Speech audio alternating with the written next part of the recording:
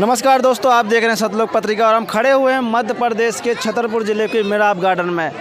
और यहाँ पर आज काफ़ी लोग एकत्रित हुए हैं। क्या वजह है, क्या कारण है, उसके बारे में हम आज जानकारी लेंगे। नमस्कार सर। नमस्कार जी। शुभ नाम क्या है आपका? भगत मोहन दास, जिला छतरपुर, मध्य प्रदेश। संत रामपाल जी महाराज जी से हम ऐसे जुड़े हैं भगत जी कि परमात्मा का हमको कोई ज्ञान नहीं था। मेरा मकान बन रहा था यहाँ छतरपुर डिस्ट्रिक्ट में, तो कुछ भगत वहाँ काम करने आते थे, तो मैं उन लोगों से बोलता था ये दोपहरी में रमैनी लगाते थे, तो मैं रमैनी उस समय पे नहीं जानता था। मैं ये जानता था कि दोपहरी में क्या गाना लगा लेते हो यार तुम लोग। तो मेरे से बोलने लग गए गाना नहीं है, हमारे गुरु जी की दोपहरी की आरती है।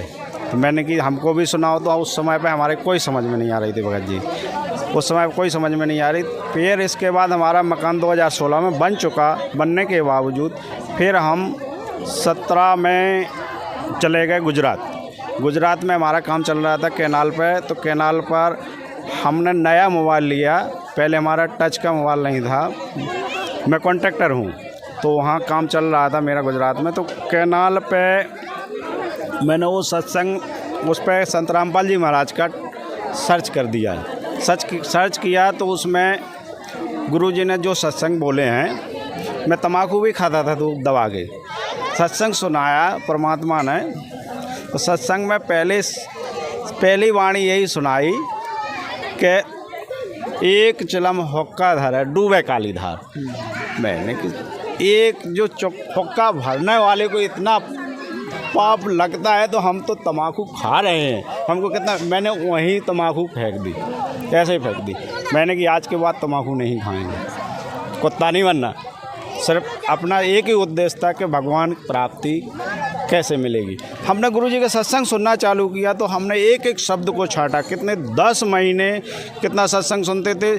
24 घंटे में हम 18 घंटे सत्संग सुनते थे, 6 घंटे सोते थे। क्योंकि हमारा काम ऐसा चल रहा था कि उस समय पे कोई काम नहीं था। क्योंकि नोटबंदी के टाइम पे हमारा काम सब स्लो थे, एक ही काम चल रहा था, ताकि हमारा वो एक जगह हम सोते रहते थे। वो काम हमारे मजदूर भेज दिए तो काम करते रहते थे। वो शाम को उनकी हाजिरी चढ़ा देते थे, उनको यहीं ठेका दे देते रहे, मतलब झुग्गी पे ही। फिर इसके बाद सुनते सुनते हम घर आए, तो हमारे घर में किसी ने नहीं हमारी बात मानी।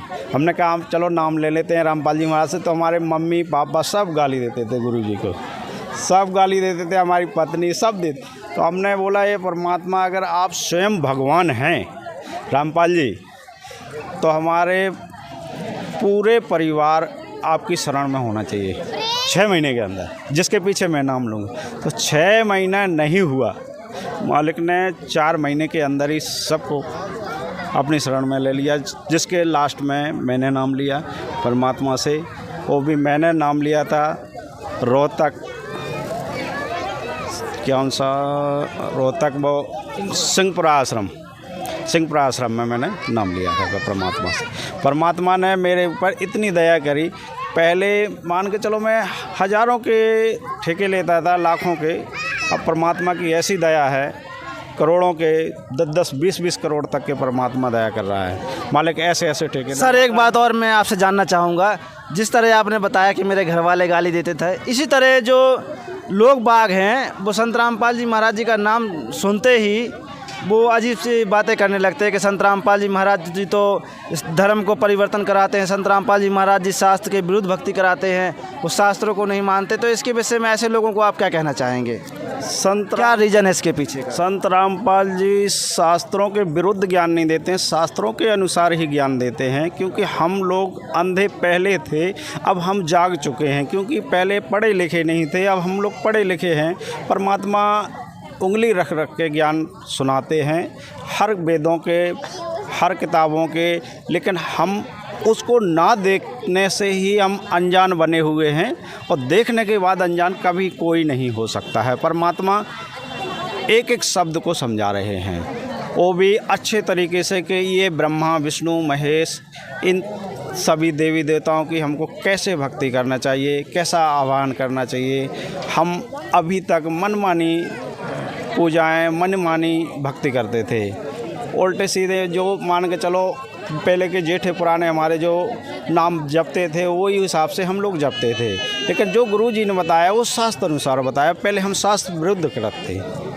अब इसलिए परमात्मा से हमारी एक ही प्रार्थना है, हे बंदी छोड़, हम लोगों को ऊपर दया ऐसे ही बनाए रखना मालिक, कि ताकि हम आपकी और आपके गुणगान ही गाते रहें। हे मालिक, मेरी इतनी ही प्रार्थना है आपसे। बंदी छोड़ सद्गुरु रामपाल जी भगवान जी की जय हो। साथ